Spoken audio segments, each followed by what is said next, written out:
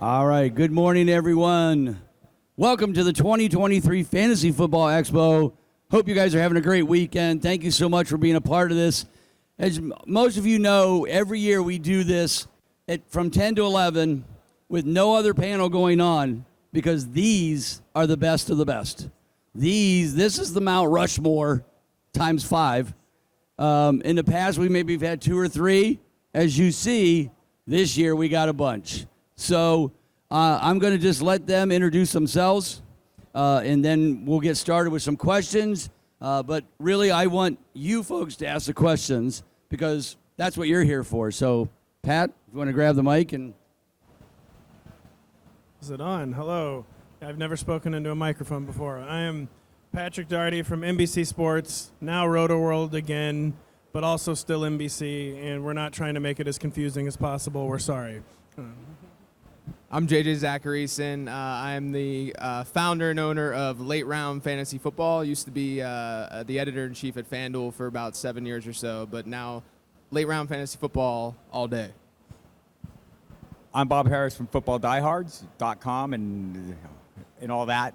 Been doing this a while, so look forward to hearing all you have to say. What's going on, everybody? Howard Bender, Fantasy Alarm, Sirius XM Fantasy Sports Radio. What's up? Hi. Great to be here. Scott Engel, thegameday.com, also Seahawks.com, and SiriusXM Fantasy Sports Radio. Great to be here. Bob's putting on a great event for the 3rd year in a row. Jeff Ratcliffe, I make fart jokes on the radio.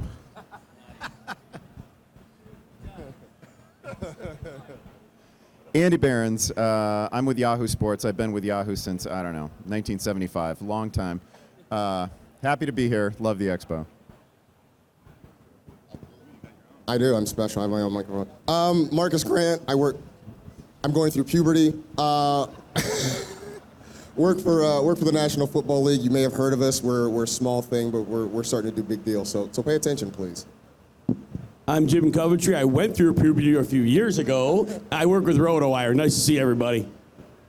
All right, as I said, here they are, best of the best. And so I'm just going to start off with your one favorite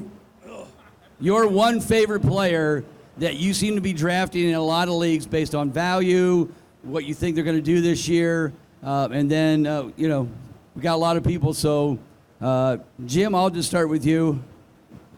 I'm all in on Mike Williams this year. First of all, any game in which he saw more than 9 targets last year, which was 5 times, he had at least 86 yards, and he scored in a number of those games. But I see the offense being significantly different this year. They bring in Kellen Moore, bring out Joe Lombardi, and what I think will happen is this will be more of a downfield passing attack. It's not going to run through a slot receiver and a running back anymore. They're going to let Justin Herbert be the big arm quarterback he is. To me, that's Mike Williams. Last thing I'll say, people say injuries. Yes, he missed games last year. He missed games as a rookie 6 years ago. But between that, a bunch of 15 and 16 games played. Bank on Mike Williams. Well, that was dope. I got to follow that, man.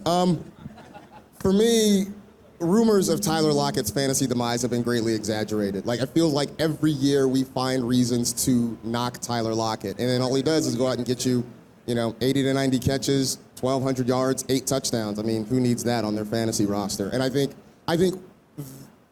Pete Carroll, honestly, I think is trying to turn over a new leaf. And I think the fact that they went all in on Geno Smith the way they did and drafting Jackson Smith and Jigba suggests they're going to throw the football a lot more than they have in years past. And I still think when it comes down to it, Tyler Lockett, he's the guy who's outperformed DK Metcalf the last couple of years. He's the guy who makes big plays. He's the chain mover. And I still think, where he's going in drafts, he's pretty much a value right now. Sure, I could be like these guys and discuss a good player, but I'm gonna pivot. If I'm gonna talk about one guy that I probably have on more rosters than anybody else, it's Sam Laporta. Good. Yesterday, yeah, I know. Yesterday actually broke a streak of like 12 straight drafts in which, I don't know, probably more than that, in which I've landed Laporta. I think he's a great player. I think he's exceptional after the catch. Terrific collegiate player who was just buried in an absolutely terrible offense. You look at what the Lions did last year at the tight end position. They threw like 12 touchdown passes to tight ends. It was just a collection of guys, and so you may not have noticed it. He's a perfect fit for Jared Goff. I think he's got a real path to like a top 6, top 8 finish. So I can't really answer this question because I don't have a player that I must have in every draft. I think that's a problem area for us because we could sit up here and we'd be like, I love this dude, right? And then you guys are going to end up reaching for that player on draft day. And that is a curse word, right? That 5-letter word, that's a curse word. We don't want to reach. I went to Starbucks right before this, right? And this was whatever, $4, whatever it was. I didn't go, yo, I'm going to give you $5 for that, right? I didn't overpay. I'm not going to overpay in a draft either. So I don't really have an answer that there's no one player. I will say, though, that Deontay Johnson is this year's version of Miles Sanders last year. Everybody is looking at the touchdown production, which, of course, he had none, and putting too much stock into that. He had 11 end zone targets on the season last year, 24 end zone throws from Kenny Pickett, with just 4 of them converted for touchdowns. And generally speaking, I think we're undervaluing Deontay Johnson, but I don't want to overblow any player. I really, the best value on the board is the player that I like when I'm up. Plain and simple. Great points by both Marcus and Jeff. Just real quick, you queue up groups of players, not like one player so you don't get sniped. But Marcus's point, just real quick, covering the Seahawks. He's so on point. People are saying Jackson Smith. Some people are saying Jackson Smith-Njigba is going to surpass Tyler Lockett on the Seahawks depth chart because Lockett is 31. 31 is the late great Mike Taglieri used to do annual studies on Fantasy Pros about when wide receivers decline, and it's not at 31. It was more 33, and that was for some bigger receivers too. Tyler Lockett is the only receiver in the NFL who has 8+ touchdowns and 1,000+ yards in each of the last 5 seasons. As much as I love Jackson Smith-Njigba, Daniel Jeremiah was saying this on the NFL Network for the pregame for Seahawks-Vikings the other day, is that, you know, the Seahawks were 20th in third down completion percentage last year. And that's why they drafted Charbonnet and Jackson Smith-Njigba. Like Daniel said, Jackson Smith-Njigba is going to do dirty work, but Tyler Lockett's still running the full route tree. So great stuff by Marcus. Real quick, though, I like walking away with Giants in some drafts. Jalen Hyatt's been compared to Deshaun Jackson. He's a great value, I think, in the later rounds. Give them the dimension they don't have. And I think Darren Waller is a guy that I'm walking away with in a lot of drafts because he's going to be their number 1 pass catcher. Did Jeff Ratcliffe really sit here and tell you that $4 for a cup of coffee wasn't a reach? Give me the dollar menu at McDonald's, baby. Give me that dollar cup of coffee. Come on. All right. Excuse me. All right, so you want to go with like mid-late round there? Give me all the 9th and 10th round Cortland Sutton you can give me. Like, that is the pick for me this year. Why? Because you follow the coaching, you follow the systems, Joe Lombardi offense, especially with Sean Payton, the scheme force feeds targets to the X receiver. The scheme force feeds targets to the X receiver. Think about it. We've got Marquez Colston. It happened with him. It happened with Michael Thomas. Joe Lombardi went to the Chargers. Look at what Mike Williams' target share went up to last year. You're telling me, yes, Jerry Jeudy, great, solid, fine. Keenan Allen thrived in the offense last year, too, when he was healthy. Lance Moore thrived as the slot receiver back in New Orleans. Cortland Sutton's going to get a huge target share. People are ignoring him. 9th, 10th round, that's the deal. So I'm going to die on this hill. You don't have to, right? This is always a choice, but bear with me. So we're drafting B. John Robinson in the first round based on anticipated volume because of his draft capital. Runs behind a decent offensive line. It's a pretty good offense, some questionable pieces. You're drafting him in the first round, and Jahmyr Gibbs is sitting there in the 4th round, and he was drafted 4 picks later, so the draft capital's there. Hell, if you saw the video floating around on Twitter, the Lions might have taken him ahead of B. John if they had to, right? So great offensive line, better than Atlanta's. More explosive offense. I get it, he's sharing. I listen to a lot of smart people. I'm not the smartest guy. I'm smart enough to listen to people like JJ and like Dwayne McFarland, who pointed out a week or so ago, Christian McCaffrey and Alvin Kamara, their rookie years, got about 30% of the carries for their teams, still finished as running backs 3 and 9 respectively. Jahmyr Gibbs, there's a path to this for him in a really explosive offense. I feel like I'm driving up the ADP almost all by myself because people I'm drafting with know, and they're jumping ahead of me. And I saw him go in the second round yesterday in the Kings Classic, but fourth round Jahmyr Gibbs is really appealing. I'm probably still stuck on third round Jahmyr Gibbs too. I like that call. I like that call a lot. I'm going to say Justin Jefferson. No, I'm just kidding. So I'm going to go with Christian Watson with my pick. I wasn't a huge fan as a prospect, and then he comes out and he does what he did last year. He's just one of those players where if I'm in that early fourth round range, I'm looking at guys. I don't want to be burned by players if I don't pick them. And Christian Watson screams like a player that could hypothetically burn me and become a league-winning guy. I understand the floor is fairly low for him, but if you look historically since 2011, 7 wide receivers have hit his yards per route run rate that he hit, rookie wide receivers. And Chris Olave was one of them. He obviously hasn't played his second season yet. The other 5 all scored 15.9 or more PPR points per game in that second season. So I think Christian Watson, even without Aaron Rodgers, Jordan Love likely not going to perform as well as Aaron Rodgers or be an Aaron Rodgers type level quarterback. But at the same time, let's not pretend that Aaron Rodgers was a stud last year either. So I'm pretty into Christian Watson this year. I have him around like wide receiver 18 to 20 or so, and you can usually get him a little bit after that. Sorry, hey, you stole my Justin Jefferson joke. I'm usually the one who says a joke player to begin.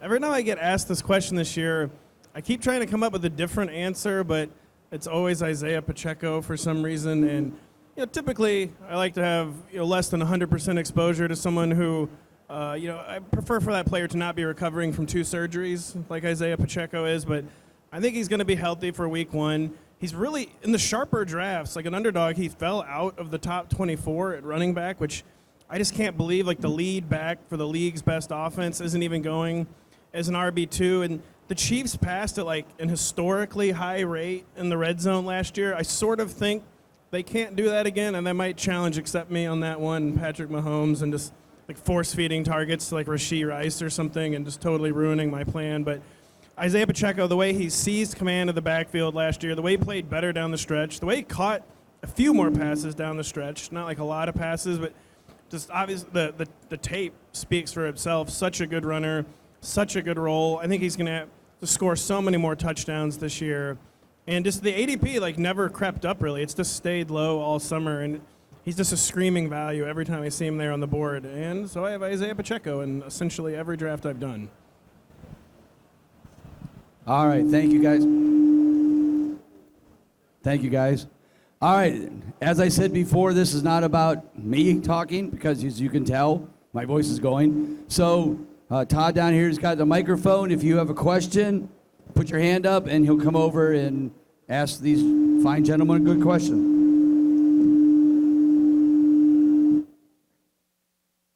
Not everybody at once, guys.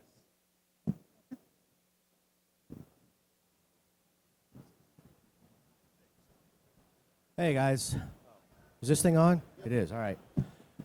First time listener, long time caller.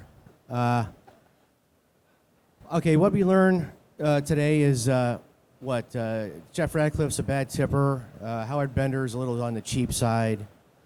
Andy Behrens, we love you too. Andy, speaking of Laporta, okay, typically first-year tight ends in fantasy, they're a no-no. We don't draft them. Especially, I think you said you were ranking them 6 to 8 range. Is that what I heard? Or, let's say it's a 12-team PPR snake. Where would you take Todd Laporta, and who would you rank him above as far as other tight ends that we would be thinking about naturally? One of the great scams in fantasy analysis is to say of a tight end that you think he can finish as like a top 6, top 8 tight end, because that's like 6 touchdowns and 500 yards, right? Like that's who those guys are. So that, like me saying that about Laporta is just an expression of That's what I think his ceiling is. I think his ceiling is probably like top 5, top 6. But again, at that position, there's like one guy and then there's everybody else. So I'm not saying a lot if I'm saying that I think he can finish top 6, top 8. That said, I think he's in a wonderful position. I think he's going to be one of those guys who is not necessarily, like some tight ends come into the league and they're basically, like this is the case for Dalton Kincaid as well, they're basically coming in as slot receivers. They are not coming in as like, learn the tight end position in all its forms, right? And I think we're going to see a lot of that from Laporte. I also think he's super NFL ready. And the great thing about him is you don't have to take him, I don't have to take him at his ceiling. It turns out it's really only me and Howard Bender that care about him at all. So if I can just avoid Howard in future drafts, I get him. He's my 12th rounder, my 13th rounder. People love Kincaid, which I get, and they seem to. And I don't know, I seem to be the full extent of Team Laporta. So I'm getting him really late. It's only somewhat recently that I found out I have to fight for him in some groups. All right, thank you, Andy.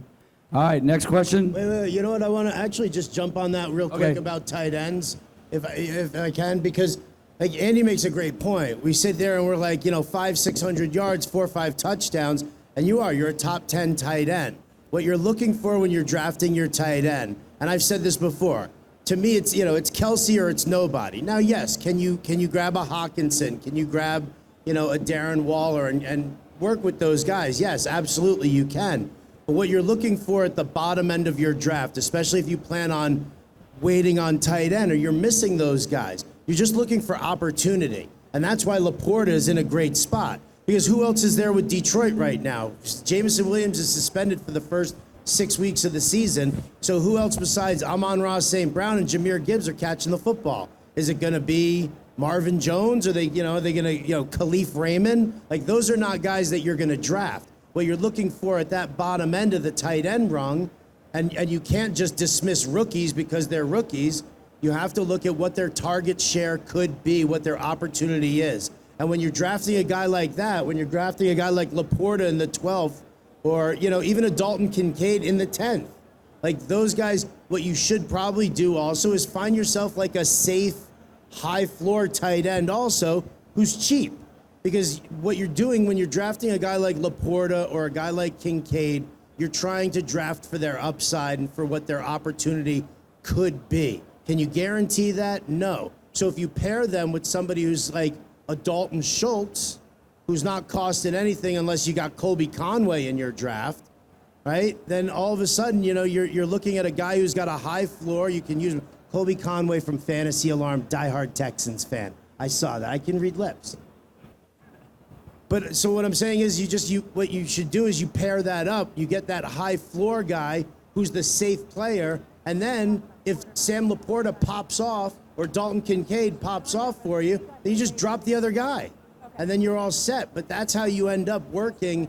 You got to stop looking at linear rankings sometimes. And you have to start looking at upside of players versus floor of players and pair them up there late in your draft. And that's how you're going to end up protecting yourself and hitting at the same time. Now, I'd like to jump in, too. I think our expectations have to be in the right place for tight end. Just think about it. These tight ends often are 3 for 32 guys, right? 50 catches on the season, 500 yards, 4 touchdowns. 4 touchdowns in 17 weeks. And if they do not score a touchdown, we know the reaction from everybody out there, right? He sucks. If he scores a touchdown, 3 for 32, in a PPR is 12.2 points. If he doesn't, it's 6.2 points, right? There's only 25% of the season that this is a good fantasy option. And we have to take that on board and realize what we're signing up for with those later players. Now, that isn't, I guess we could, sort of interpret that as you should draft Kelsey. I don't think you necessarily have to, because there are guys like Hawkinson last year who make that leap into the elite tier. Every single season we see that happen. But those later guys, we get all fired up about them, and Laporta's a nice player, but yeah, I mean, if he has 6 touchdowns, that's still not even half the season that he's a good fantasy option weekly for us. So just as long as our expectations are in the right place for these players, I think that's very important. So what you're saying is consistency is a good thing. Oh, well done. I had to chime in real quick. All good. All right. So usually I try to get a quarterback in the later rounds, but I can't really find one that, like, I drafted a lot of Jalen Hurts last year you could get in the later rounds. So I'm just interested in your quarterback drafting strategy this year, is what rounds and who you're targeting. Is everyone looking at me for that one? All right. So the quarterback position's changed quite a bit. Back in 2012, I published an ebook called The Late Round Quarterback, which allowed me to do this and be on this stage today. But the quarterback position's changed a lot. Basically, since Lamar Jackson's MVP season that happened in 2019, people started to really recognize the importance of rushing at the position, right? And so what's happened is, over the last 3 years, you've seen the market value the rushing component, and that's increased the R. I'm going to get really nerdy here. I'm sorry. That's increased the R squared between where we've drafted these quarterbacks and how well they've finished, right? The R squared being the correlation between where we're drafting these guys and then how they finish in points per game. So what that means is, back in 2015, 2016, if you looked at the top 18 quarterbacks by ADP and looked at how they finished, the R squared was literally 0, which means you could have drafted the QB 17 that year. He had just as good of a shot at finishing as the QB 1 as the guy who was drafted first to quarterback.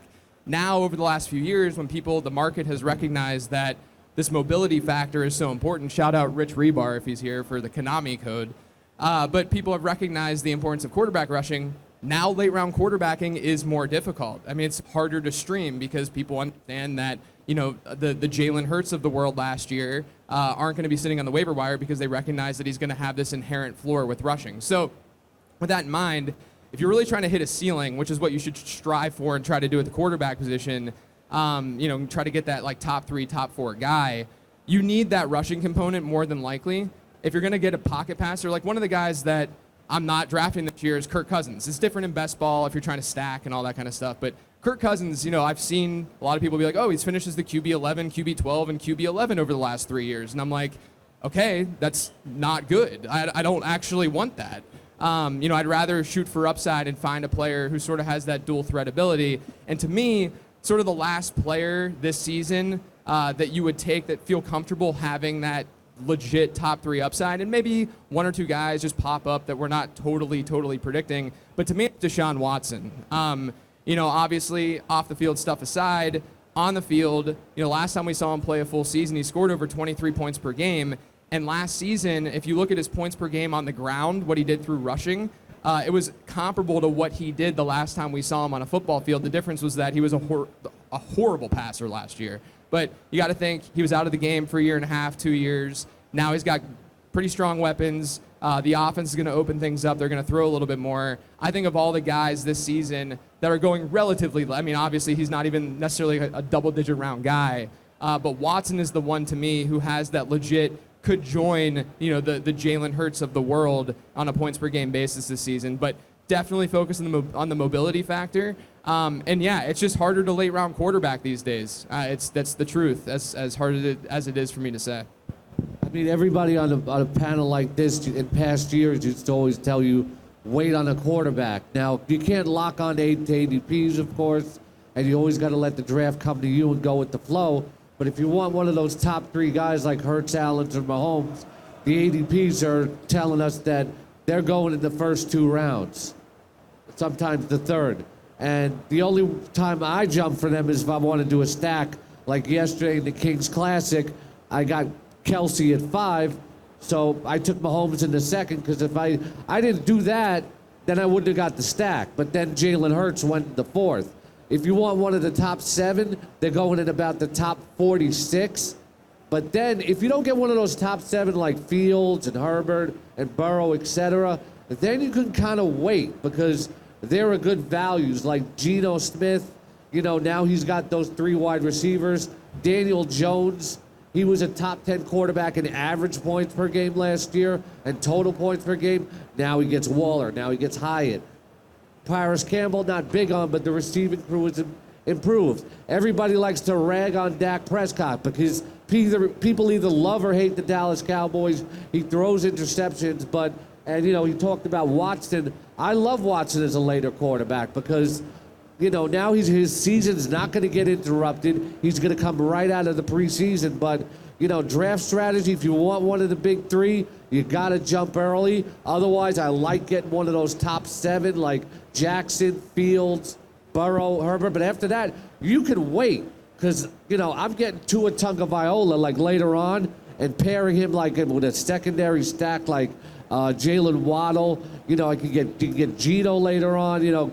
Guys like that, like people worried about Tua's health, just back him up with somebody you like. Like if you like Jordan Love to eventually prove, just back up Tua later on. So it's really about letting the draft come to you, either being aggressive early, get one of those middle guys, or then you can wait later. Is this where I get to make my my yearly play that I feel like we have to do something to sort of rejigger quarterback scoring in the sense that we all agree that Patrick Mahomes is amazing, right? So why is it that we've created something where it's a strategic disadvantage to draft the best player at the most important position, right? If you draft Christian McCaffrey or Justin Jefferson, nobody's like, ooh, I don't know, you're missing out on stuff.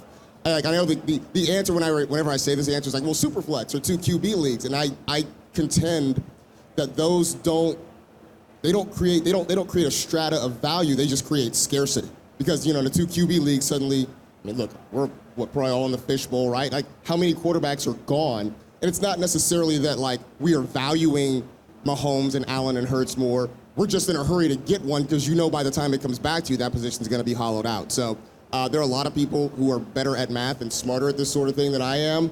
I feel like it's my yearly plea, my yearly rant. So rant over. Thank you. Scott here. This is a question for the whole panel. Who's your favorite wide receiver 2 who can potentially outperform the wide receiver 1 this year? We've heard Mike Williams and Tyler Lockett as kind of 2 examples already. This is for anybody out there. It could be late round rookie who might kind of vault up, or in a situation like Mike Williams and Chris Godwin where they're neck and neck, and it's kind of hard to see who might. That's not the one I want, but something like that.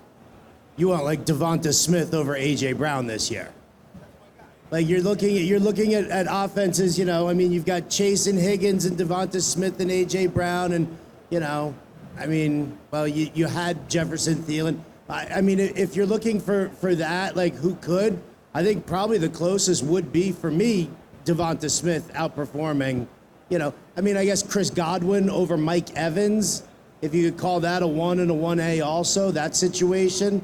But I think that's kind of where you're looking at. But I don't necessarily know if you're looking at that they're going to be like a hardcore like outperform them as much as you're looking at it's not a 1 and a 2, it's that 1 and the 1A. The easy assumption is it in Tennessee that DeAndre Hopkins is so far the number 1 and now Burks is an afterthought. I don't think so. So in that offense, we know that Ryan Tannehill off of play action loves the slant routes, the yards after the catch. Now, I know that Treylon Burks is no A.J. Brown, nowhere in the same neighborhood, but he was very good running after the catch on those routes, and he could break tackles. DeAndre Hopkins, is wonderful of a player as he is, still a catch-and-fall guy. He catches everything. But what Ryan Tannehill does best, to me, works with Burks, and I think Hopkins helps Burks a ton because defenses are going to sell out to be more concerned about Hopkins. I think Burks in a lower volume passing attack, but I do think he could be the top option in the receiving game in that weaker passing offense. A really unlikely one that I really don't think it's the most likely outcome, but I do keep wondering, like if the Colts go to like this really run-heavy offense, like kind of like simplistic offense to make things easier for Anthony Richardson as a rookie, if they could be like one of those run-heavy kind of like pop-a-shot deep offenses, I just keep thinking there's like a 10 to 15% chance maybe Alec Pierce becomes like the Colts' new number 1 receiver, outproduces Michael Pittman. I really don't think it's the most likely outcome. I think Michael Pittman's a very good player. But I just think there's a version of the Colts offense where it is not Michael Pittman this year and it's Alec Pierce, the more pure deep threat. I think probably one of the more obvious ones for a lot of people is Brandon Ayuk versus Debo. Christian McCaffrey last year, he joined the 49ers. Debo, the front half of the season, his market share numbers, his target share was like 28% per game, and he's seeing more backfield work. Christian McCaffrey comes in. He was still fine on a per-game basis, Debo was, but target share drops by about 7 percentage points per game. Brandon Ayuk had a comparable target share when all that happened. And obviously, just from a football perspective, obviously, Deebo Samuel can work anywhere, but Deebo Samuel, Christian McCaffrey in that Shanahan offense, somewhat redundant assets. They both work in real football, but they are redundant assets in terms of where they're seeing the football, how they're seeing the football. So they work off each other that way, and they eat into each other that way. But Brandon Ayuk playing on the outside of being more of that unique receiver for them, I think there's a definite chance that I at least think that their ADP should be a lot closer than they currently are. So I think Ayuk would be one. All right, thanks, guys. All right, next question. Oh, go ahead. Appreciate y'all for being here. We've all heard about players you really like, especially late round, but some of us are professional haters. Who are some early round, high-profile players that you're actively fading? Thank you. Can I go? Can I? Calvin Ridley. What? You guys are trolling me with Calvin Ridley, right? There's a joke, right? What's the deal here? So Calvin Ridley, last time we saw him, was not particularly good, and that was a year and a half ago. And he was put into a situation where he had to be the number one receiver, right? Julio was gone. He had to be the number one, did not respond well. And we can point fingers all we want, Matt Ryan, Arthur Smith, blah, blah, blah. But I just don't get how we're drafting him as, wide receiver 17? When he has Christian Kirk, Zay Jones, who? Evan Ingram, Travis Etienne. There's one football. So I think we're ultimately just drafting this dude at his ceiling. And when we do that, invariably, we're going to be disappointed because it's really hard to reach your ceiling. So Calvin Ridley, I just don't get it. Not hating on him, but I just don't get it. I'll just jump in. And I think, there's players that I'm not getting, but I don't hate any of them. Every player at the right price. Like, there's nobody I'm going to put on my exclusion list. But by saying that, I absolutely am excluding some because I'm just not paying the freight for certain players. So I don't want to get in that habit of saying I'll never draft that guy because I inevitably draft that guy that I say I won't draft. At pick 15, I would be fine with Amon-Ra St. Brown. At pick 10 to 12, what's his ceiling? 2 seasons, and I get it. Rookie year, they eased him in, but then he got a cajillion targets when everybody got hurt, so he kind of watered that up. He missed a little time last year. But what's his ceiling? He has a couple 1,150-yard seasons, 5-6 touchdowns, and now Sam Laporta, middle of the field. Jahmyr Gibbs, if he's going to run routes, where is he running them? Middle of the field. They're talking about, we're going to move St. Brown to the outside.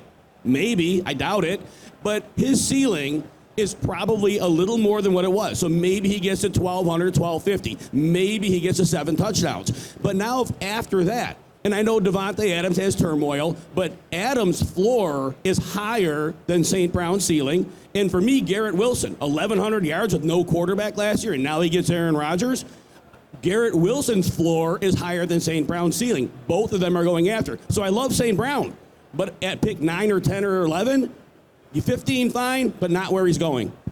Hate is such a strong word, and it's based in so many irrational things. So anybody who's heard me do a show with Jim Bowden on SiriusXM Fantasy Sports Radio will understand that I hate CeeDee Lamb, and I hate Tony Pollard, and I hate Brandon Cooks, and I hate Dak Prescott, and I hate Jason Ferguson, and I hate Peyton Hendershot.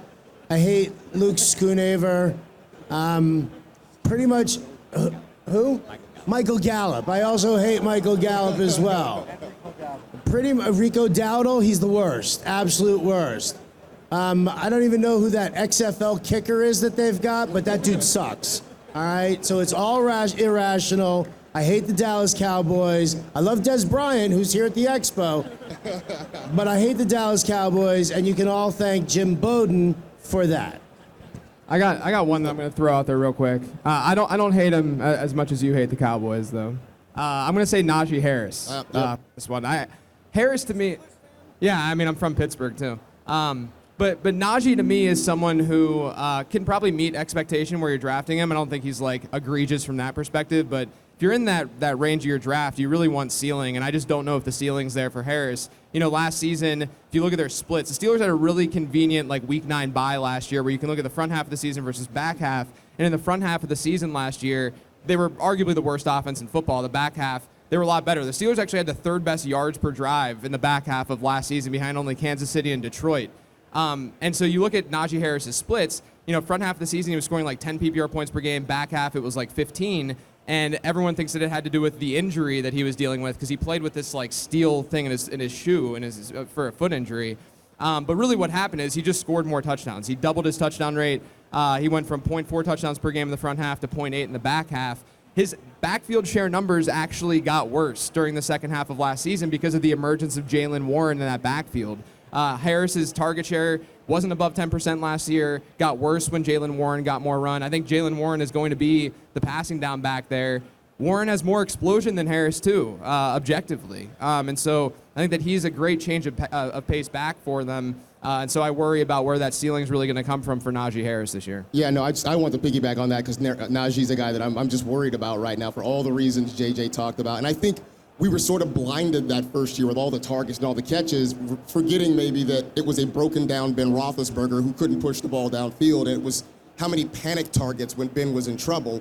Since that's gone away, he's been really inefficient as a runner. As JJ talked about, the drum beats for Jaylen Warren are getting louder, so he scares me. I also want to say I thought Jim Coventry was my friend, and he sat next to me and slandered a USC Trojan. So I don't know if we can coexist anymore, Jim. I'm sorry. I don't hate any specific players as much as I hate something in a position. And, Jeff made some great points about tight end. I personally hate not getting a top 6 or 7 tight end. I don't want to go to the waiver wire and, trying to throw darts, etc. I'll get him these second. Like, I love Jelani Woods, but I'm getting him as my second tight end. It's the thinnest position in fantasy football. If I can get Kelsey, obviously I get Kelsey, but I have to get somebody like Waller, Andrews, Hawkinson, somebody like that. I do not want to deal with dart throwing and praying that these guys, oh, wow, this week he got 4 points, the next week he got 11. I want quality production at that position. I hate not having a top 6 tight end.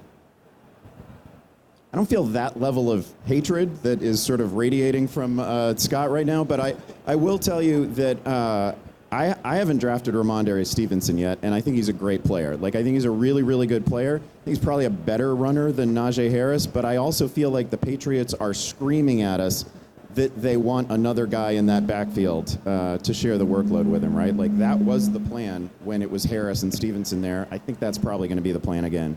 Yeah, Andy, I was going to say Ramondre, then didn't have the courage to say Ramondre, but he seems like someone who's being drafted as absolute ceiling. Because like you said, they're screaming they want like another experienced back in the offense, someone to absorb touches.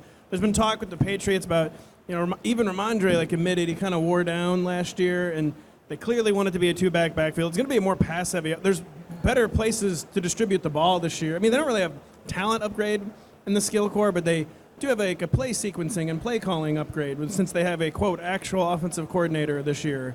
And Ramondre does seem like someone going at his absolute ceiling. And the caveat being, if they don't sign anybody, I mean, there could still be what Kevin Harris, Pierre Strong emerged, but if they don't sign anybody, then it probably is like the golden highway for Ramondre Stevenson still.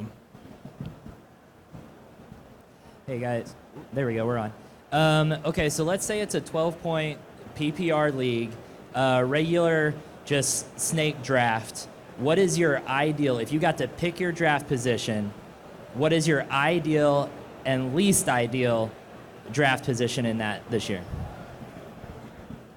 1 is the best, 12 is the worst. It's plain and simple. The math shows it too. When you add up the value of all the picks, you're in the best position at 1, then 2, then 3, then 4. And think about it, at 1, that is the only spot on the draft board where you can take whoever you want. There's only one place you can do that. So I'm always taking 1 now. If you want to be maniacal like Scott Fish and put a 3rd-round reversal in, I'm always, by the way, going to get like 1 or 2 in that league. I am never in the back end of the 1st round. I was 2 at Scott Fish Bowl this year. That's where a different argument comes into play, and we could potentially make a case for 12, 11, etc. But in a regular, 1. Don't overthink it. See, I'll wholeheartedly disagree with that because when you get the first 3 picks, you're pigeonholed right into it, right? Like if you don't take Jefferson or Chase or McCaffrey, then everybody, it's like, why wouldn't you do that? Those are the first three guys that you should do. And you're obligated to build your team in a very specific way. Give me pick 10 in a 12-teamer, because what I'm getting over there is I'm getting people who are maybe not, they're letting certain guys slip through. I mean, I did the in a 14-teamer yesterday, and yeah, at pick 10, Bijan Robinson was sitting there. I've seen him in a ton of drafts where he goes a lot earlier, but he happened to be like over there. Saquon Barkley is another name that kind of falls into that range. And I would rather have my choice of high-end wide receiver or high-end running back, and then the quick pick, come around there in the second, as opposed to feeling obligated that I have to take Jamar Chase at pick 2 and then try and figure out what running backs or wide receivers are going to be available to me at that back end. So I prefer the other side. I am the opposite of Jeff Ratcliffe. He is handsome. I am not. He likes the first pick. I don't. I do think that, obviously the first few picks are fine because you're getting studs. But if you get to pick 7 to 9-ish in that range, there's a pretty clear teardrop this season where you get to maybe people like Austin Eckler as much as Christian McCaffrey. But I think that there's at least some question marks with this new offense there and stuff. And then you start to get in this range of wide receivers in particular where you get into that Stephon Diggs range where you could argue that there's just a massive tier of wide receivers there where you're better off just being in the back end of the first to be able to capture 2 of them and lock that in, and then another tier drop happening in the second round, and then therefore then you're getting the top of the tier in the first, and then you're getting a new tier in the second, and so you're not extracting as much value there. So I think the middle of the first is arguably the worst this season. I'd rather be in like 10 to 12 range if I'm in the back half of the first, and then obviously 1 to 3, 1 to 4 is fine too. It is my great pleasure to tell you that Howard Bender is definitively wrong. As the guy who pops up in your Yahoo draft and just sort of tells you some nonsense about your draft slot, historically, over a long stretch of time, right, millions of leagues over many years, the front half of the draft is absolutely better. It's got a better winning percentage. It's got a better title winning percentage. It's not substantial, and there are years when the 9th, 10th, 11th picks are fine. But over the long sweep of time, the winning odds have actually been better 1 through 5. And 1, I don't know. I had my choice of draft slot yesterday. I took 1 in a PPR because I'm taking Justin Jefferson. I'm taking a perfect player at 1. I think in an emotionless vacuum, and first of all, say the better you divorce emotions from everything you're doing, the better your team is going to be, right? You get, someone gets sniped before you and you make a rash choice in response to that. It's all great, but I'm not emotionless and most of us aren't. And so some of the things you do, just what you feel good with. And I do think the early picks are great. I like the way the drafts play out, and I feel like I'm running from ahead when I draft 1 or 2. But also, if you're drafting towards the tail end, one of the things I get concerned about is being a prisoner of ADP. I can't take that guy. It's too early. But if I'm at the tail end of a draft at 10, 11, 12, I'm going around and go, that guy's not coming back to me. I'm going to reach a little bit, and sometimes that's okay, right? So, I think Jeff is correct, but kind of if you're just looking at a personal preference and you want to do what you enjoy and you feel a little more comfortable with it, you can make an argument for the last half of the draft. You could also make a case for the middle, too, and just meeting everything in the middle as well. Me personally, I'm in a 12-team league. Thinking past the first round, I like being at 6 or 7 because I feel like I'm never waiting that long for anything to come around. But, as you've heard from here, there are advantages and disadvantages to every draft slot. You draft last, you're the first guy to get it, or girl that's getting a second player. So there are advantages or disadvantages. But, of course, there's stuff like the NFFC where you can pick your draft slot.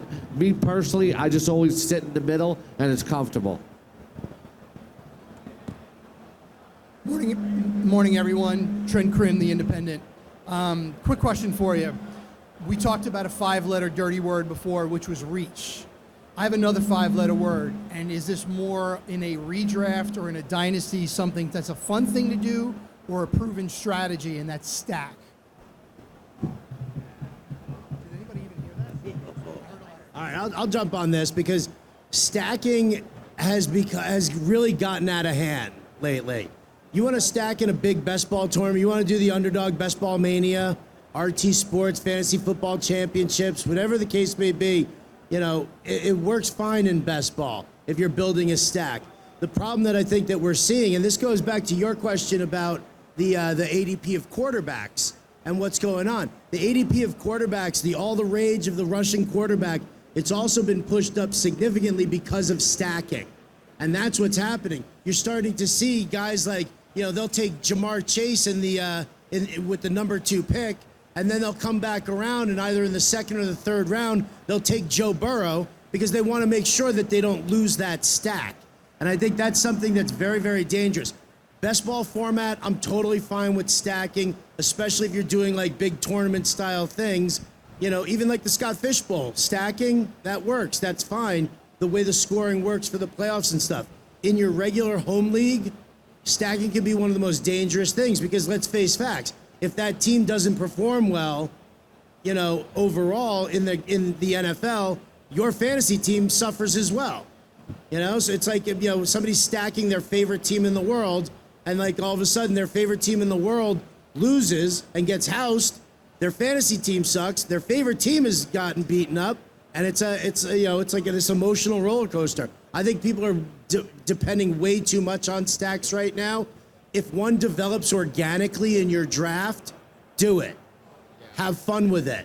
But never, ever, ever, ever force that stack. You don't need to do that to win. Yeah, I think that's the key is letting it happen. If it falls to you and it works out, awesome. But like Howard's talking about, if you're taking Jamar Chase and suddenly you're chasing Joe Burrow, that I think becomes the problem. But I think also don't overlook the secondary receivers in the stack too, right? Like if you want Joe Burrow, you can wait and you can get, maybe you want to get a Tyler Boyd, you want to try a tight end, or something like that. Like also look at the other things. I think we get focused on, I want the wide receiver one and the quarterback and I got to make that happen. But if you want to be weird, right? A Jared Goff, Sam Laporta stack might end up being kind of fun at some point this year. And you don't have to go out of your way to make that happen. I like to apply the old man wisdom because Marcus loves it. Don't put all your eggs in one basket, right? It's like common sense. But I think there's something we do, like there's a portion of the year where we're doing best ball and we're just focused on that. I think it's almost becoming, there's a best ball season, but making that transition into redraft season when you build your teams a little differently. You're not building to be, contrarian or have a differentiate. You're building to win consistently. It's a whole different game. And Howard had the key word, organic. If you're going to do it, make sure it's organic.